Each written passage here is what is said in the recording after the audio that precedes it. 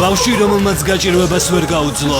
კიბე ქონდა მithმული და ზევიდან იყო თოქი ჩამოკიდებული. შიმშილმა სკოლის მოსწავლე თვითმკვლელობამდე მიიყვანა. ძალიან უჭირდა ცხოვრება. ძელი სოფელი შოქშია. იცით როგორი ნიჭიერი ბავშვია. ობლობაში გაზრდილი 15 წლის შალვა შემზარავი ისტორია საქართველოდან. სკოლის ბუფეტის მისიების როლში ასახული ადამიანების რეალური ცხოვრება. ნახეთ აქ, შაბათის კურიერში. ყოფილა შემთხვევა 50 თეთრი აქვს ნაჭამი. 8 აპრილის მერე საერთოდ არ მოსულა და ბიჭები შემდნენ პადის. შალვა სკოლაში 50 თეთრიან ფუნთუშას ვალად ყიდულობდა. სკოლაში მოდიოდა ერთ კურსს იყიდდნენ და ორივე ძმები ერთმანეთს უყურებდნენ. მოზარდი, რომელსაც ჩიოდა და დახმარების თხოვნა ერიდებოდა. შემოვთავაზე ცხელი პური და ახალ შემოვიდა ახალ მშია გამძღარი ვარ და იადეიდან სახში წავალო. ხელისუფლების განაჩენი ხალხისთვის მთავრობამ დაგვიდგინა, რომ თვეში თუ არ გვინდა მოვკვდეთ 600 გრამი ლობიო, 300 გრამი ბრინჯი, 300 გრამი ხორცი და ცოტა პური უნდა ვჭამოთ, რატომ დასცინის ივანიშვილის გუნდი ადამიანებს. სასაცილოა. თვითონ კონდეთ ეს ხელფასები და როგორ ეყოფათ ვნახოთ. სიკვდილის პირამდე ვართ მისულები. შეხედეთ სულები ვიხილებ, ძვით საჭმელი ყოლა.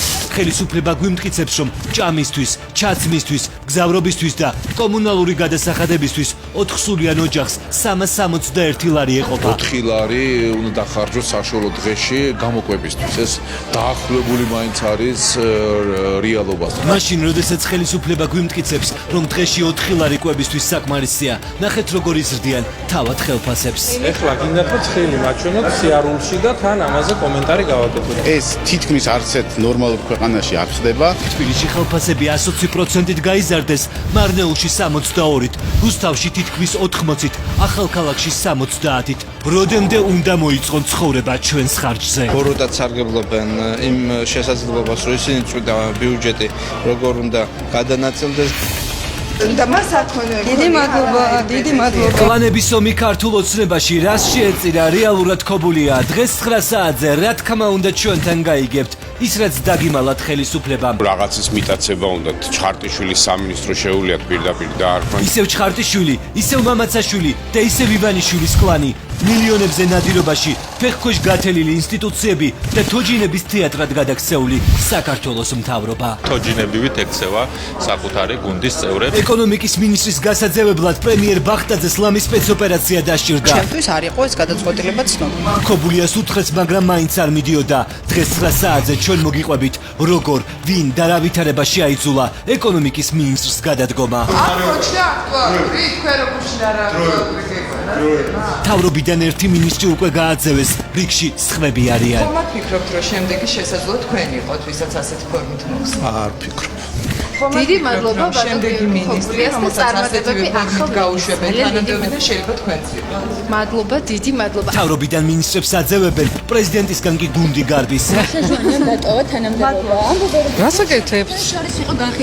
რასაკეთებთ? არჩევიდან 4 თვის თავზე ლაშა ჟვანიამ თქვა, რომ ზურაბიშვილთან მუშაობა შეუძლებელია და ორბელიანის სასახლის კარი გაიხურა. თქვენი თანამშრომლები ამბობენ, რომ შეუძლებელია თქვენთან მუშაობა. ქალბატონო სალომე. დღეს შაბათის კურიერში პრეზიდენტის კარის ინტრიგები. პასუხი არ გაქვთ ქალბატონო სალომე?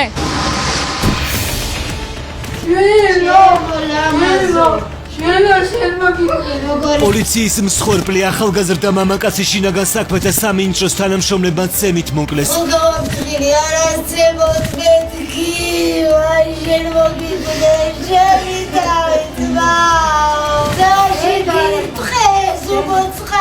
ხალხი კახეთიდან ყვება, რომ პოლიციაში სიკვდილის ბრიგადები დაბრუნდნენ. პოლიციის უფროსი ეთქო, რომ გალათი მომუო. მეორე შეისწრის მოგილიშენ. როგორც ჩამოვიდა ართქმა გამთარდა პირდაპირ ალკეფაში დამოფარავო და დას, რომელიც პოლიციას ძმის მკვლელობაში ამხელს, სამსახურიდან გაგდებით ემუქრებიან. ემუქრებიან, რომ სამსახურიდან გაგათავისუფლებს თუ მას ამოიღებთ. გარდაცვლილი მსხვერპლის პანაშვიდზე სპეცსამსახურები მეზობლებს აშინებენ. რეპრესიები საკუთარი ხალხის წინააღმდეგ. ნახეთ შაბათის ცხრიანში. რეანიმაციაში ბოლოს 1 საათი გამაჩერეს. მეოცმენდა მდიცრებლებს. გამორთე კამერა თუ გითხარი. არ ერთი თუ ბავშვზე გვაინტერესებს ქალბატონო. 5 თვის შვილი მამამ ბებიას ხელიდან გამოგლიჯა და კედელს მიანარცხა. გამოვლენილი არის მარჯვენა თხემის ძვლის ხაზოვანი მოტეხილობა. 6 კვირის ორსული ცოლი ქმარმა სასტიკაცემა. აღენიშნებოდა მრავლობით ესიზნაჟანთების სხეულის ზედაპირზე. სახელმწიფო, რომელიც ვერ იცავს, ძალადობა, რომელიც ყოველდღე იზრდება, აგრესია, რომელსაც ქვეყანა ვეღარ უმკლავდება. ბავშვი განთავსებულია იაშვილის კლინიკაში, დედაც ამ წუთებში თავზე ადგას. შაბათს 9 საათზე უმძიმესი რეალობა საქართველოდან. ეს ყველაფერი მოხდა აქ, ჩვენს გვერდით, სანამ ჩვენ გვეძინა. შაბათის კურიერში თქვენთვის მოსაყოლი კიდევ ბევრი გვაქვს. ხვდებით აქ, საღამოს 9-ზე, საქართველოს მთავარ არხზე.